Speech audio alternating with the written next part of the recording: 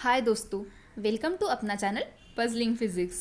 और हम पढ़ रहे थे कोऑर्डिनेट सिस्टम के बारे में, तो आज पढ़ेंगे पोलर कोऑर्डिनेट सिस्टम के बारे में। कार्टेशियन कोऑर्डिनेट सिस्टम के बारे में पढ़ने के लिए प्रीवियस वीडियो चेक कीजिए। तो चलिए स्टार्ट करते हैं। पोलर कोऑर्डिनेट सिस्टम जो है वो 2 डायमेंशनल कोऑर्डिनेट सिस्टम है। इस सिस्टम में किसी पॉइंट की पोजीशन बताने के लिए एक रेफरेंस पॉइंट से उसका डिस्टेंस और एक रेफरेंस रे से उसका एंगल, इस तरह से हम पोजीशन बताते हैं। आइए समझते हैं कुछ इंपॉर्टेंट वर्ड्स को या कहिए टर्म्स को। सबसे पहले पोल। पोल मतलब कि एक पॉइंट समझ लीजिए जो स्पेस में है और जो हम as a reference point use करते हैं किसी दूसरे पॉइंट की पोजीशन बताने के लिए, बिल्कुल वैसे ही जैसे हमारे कार्टेशियन कोऑर्डिनेट सिस्टम में ओरिजिन होता है। और दूसरा है पोलर एक्सिस। जैसे कि नाम बता रहा है, ये पोल से ओरिजिनेट होता है, इसीलिए इसे पोलर एक्सिस कहते हैं। और ये रेफरेंस डायरेक्शन में होता है, जिस डायरेक्शन में हमें मेजरमेंट्स करनी है। जैसे कि कार्टेशियन कोऑर्डिनेट में हम एक्स एक्सिस कंसिडर करते हैं, वैसे हम सोच सकते हैं। अब देखते हैं कि कोऑर्डिनेट्स क्या होते हैं। तो कार्टेशियन कोऑर्डिनेट सिस्टम में हमारे कोऑर्डिनेट्स थे एक्स वाई जेड, वैसे पोलर में हमारे होते हैं r and theta. R show करता है डिस्टेंस पोल से उस पॉइंट का जहाँ पे हमें मेजरमेंट्स करनी है, और थीटा शो करता है एंगल हमारे रेफरेंस या फिर पोलर एक्सिस से वो पॉइंट कहाँ पर है वहाँ तक बनाया हुआ एंगल। और ये एंगल हम मेजर करते हैं रेफरेंस या फिर पोलर एक्सिस से एंटी क्लॉकवाइज डायरेक्शन में, कुछ इस तरह से। दोस्तों, हमारे कोऑर्डिनेट्स के साथ जो यूनिट वेक्टर होते हैं वो होते हैं आर कैप और थीटा कैप। और इन दोनों में ना आर कैप कॉन्स्टेंट होता है और ना ही थीटा कैप, ये दोनों भी चेंज होते रहते हैं। जबकि कार्टेशियन कोऑर्डिनेट सिस्टम में यूनिट वेक्टर्स जो होते हैं ना वो कांस्टेंट होते हैं। और ऐसा क्यों होता है ये बस मैं थोड़ी ही देर में बता दूंगी, लेकिन उससे पहले आप एक लाइक कर दीजिए फटाफट। अगर हम हमारे कोऑर्डिनेट्स की वैल्यू देखने जाए तो जो आर कोऑर्डिनेट है उसकी वैल्यू 0 से लेकर इन्फिनिटी तक हो सकती है। मतलब ओरिजिन से लेकर आप कितना भी दूर मेजर कर सकते हैं किसी पॉइंट को। और जो थीटा है उसकी वैल्यू होती है 0 to 2 पाई। क्योंकि पूरे सर्कल का मेजरमेंट तो 2 पाई ही होता है, तो हम जो थीटा यानी कि एंगल मेजर कर सकते हैं वो इस तरह से 2 पाई तक, मतलब कि 0 से लेकर 2 पाई तक मेजर कर सकते हैं, या फिर ये थीटा की रेंज है। आइए दोस्तों अब उस क्वेश्चन को देखते हैं जो हमने छोड़ दिया था कि पोलर कोऑर्डिनेट सिस्टम में यूनिट वेक्टर्स कांस्टेंट क्यों नहीं होते हैं। ये समझने के लिए हम एक्स वाई प्लेन कंसिडर करते हैं, जिसमें कोई पॉइंट कहीं पर भी हो सकता है, जैसे यहाँ पर या यहाँ पर। तो जब हम इनकी डायरेक्शन देंगे या फिर इनकी ओरिजिन से डिस्टेंस आर से डिनोट करेंगे, तो हर बार आर एक अलग डायरेक्शन में एक्सटेंड होगा। इसीलिए हम कहते हैं कि आर ये कॉन्स्टेंट नहीं है। और अब समझते हैं थीटा को।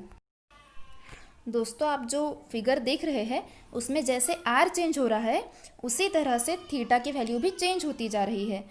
तो जैसे जैसे आर चेंज हो रहा है वैसे वैसे थीटा चेंज हो रहा है। इसका मतलब थीटा की डायरेक्शन भी चेंज हो रही है। अगर किसी स्फीयर की टेंजेंट की तरह देखें तो थीटा की डायरेक्शन इस दूसरी इमेज में आप अच्छे से देख सकते हैं कि अगर एक्सटेंड करें तो किस तरह से आपको उसमें वेरिएशन दिख रहे हैं। इसका मतलब अकॉर्डिंग टू पॉइंट की पोजीशन आर चेंज होता है, और जैसे आर चेंज होता है वैसे थीटा चेंज होता है। जबकि कार्टेशियन कोऑर्डिनेट सिस्टम में ये चीज़ नहीं होती।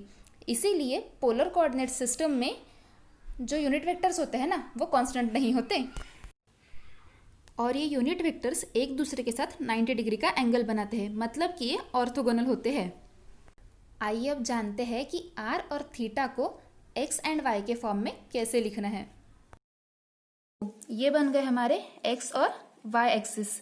तो अब हम यहाँ पर एक पॉइंट कंसिडर करते हैं जो कि है पॉइंट ए, और अब हम देते हैं इसका पोजीशन वेक्टर जो कि है आर, और अब ये है हमारा थीटा। अगर मुझे एक्स के फॉर्म में लिखना है तो आपको याद है 9th में हम लोग ट्रिग्नोमेट्री सीखे थे, तो उसमें क्या होता था कि हमें चाहिए एक्स वाली डायरेक्शन। ठीक है, पहले हम एक काम करते हैं कि एक राइट एंगल ट्रायंगल बना लेते हैं। देखो, अगर हमें एक्स वाली साइड से काम है तो हम किस चीज से मतलब रखेंगे, ये साइड और ये साइड। अब ये थीटा की एडजेसेंट साइड है, और जैसा कि हमें याद है ट्रिग्नोमेट्री में एडजेसेंट साइड वाला जो पोर्शन था वो कॉस में आता था, मतलब cos theta equals two adjacent upon hypotenuse. अगर यहाँ पर हमें कॉस थीटा लिखना है तो हमारी एडजेसेंट साइड है एक्स और हाइपोटेनस है आर। तो कुछ इस तरह से फॉर्मूला मिलता है।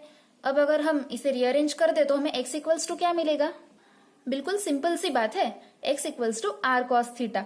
उसी तरह अगर हमें अपोजिट साइड निकालनी है, मतलब कि ए बी ये साइड निकालनी है, क्योंकि जो ए बी की वैल्यू होगी वही तो y की वैल्यू होगी ना, आफ्टर ऑल वो पैरेलल लाइन से। तो y की वैल्यू निकालने के लिए हम ए बी को कंसिडर करते हैं। तो अपोजिट वाला क्या था? Sine theta equals to opposite upon hypo. So हम अपोजिट को y लेते हैं।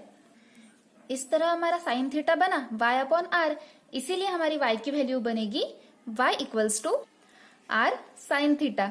और अब हम पोजीशन वेक्टर दे सकते हैं R bar equals to are cos theta I plus R sine theta J, जैसे कि हमने कार्टेशियन में x और y को पोलर के कोऑर्डिनेट से रिप्लेस कर दिया है, या फिर हम कह सकते हैं कि पोलर कोऑर्डिनेट्स को कार्टेशियन फॉर्म में लिखा है। अगर r की वैल्यू निकालनी है तो हम उसका मैग्नीट्यूड लेते हैं, जो होता है under root of x square plus Y square. और साथ ही अगर हमें थीटा की वैल्यू निकालनी है तो वो हम लेते हैं theta equals to tan inverse of y upon x. तो आइए इसके कुछ एग्जांपल्स देखते हैं मेरे फ्रेंड के साथ। हाय दोस्तों, चलिए देखते हैं कुछ प्रॉब्लम्स जिससे आपको पोलर से कार्टेशियन और कार्टेशियन से पोलर ये कन्वर्जेंस अच्छे से समझ में आ जाए। ये है हमारा फर्स्ट प्रॉब्लम। यहाँ पर r की वैल्यू है 10 और थीटा की वैल्यू है 60, जिन्हें हमें x और y में कन्वर्ट करना है। हमें पता है x equals to are cos theta, तो बस r और थीटा की वैल्यूज यहाँ पर फॉर्मूला में पुट कर दीजिए तो आपको मिलेगा x इक्वल्स टू 5।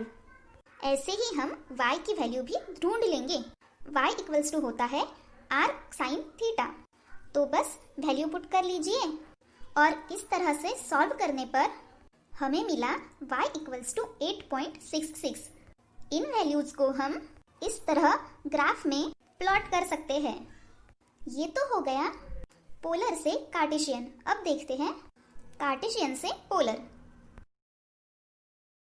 अब हमारे पास x की वैल्यू 3 है और y की वैल्यू 4 है, जिन्हें हमें r और थीटा में कन्वर्ट करना है।